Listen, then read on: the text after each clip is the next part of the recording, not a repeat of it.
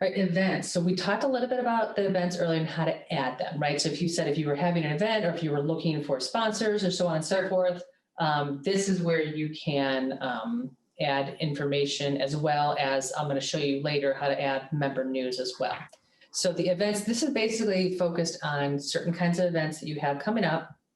If you had an adoption event coming up and you wanted to get, I would strongly suggest posting it with us and putting it on the calendar. So all you do is go to add new event, and then it's a very straightforward event name. You fill it out. It's just a form. Okay. And then you hit done, and it won't be highlighted until you actually enter something. Sure. Okay, and just save it.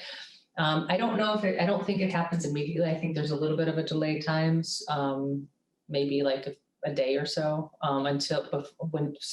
from when you click enter to when it gets actually put up there.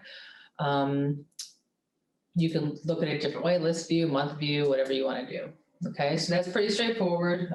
Just all the events that our members have entered, and it also is our chamber events too. So all of these events that people are entering and we are entering on our end, they are shown up here on there's a chamber calendar and a community calendar. So that is, like I said, the probably the second most utilized pages. So there's divided chamber and member events, just because people want to kind of be able to organize it.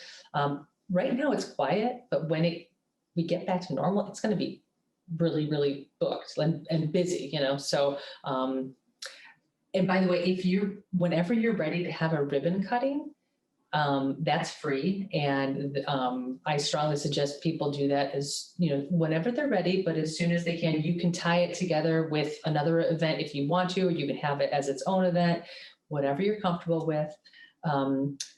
Typically those are scheduling out at least 2 to 3 weeks now. People are starting to schedule those again.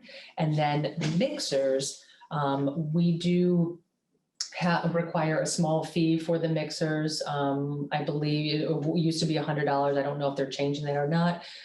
Those again they're readily available now, but once we get back in the swing of things, those we're booking out about a year to a year and a half in advance.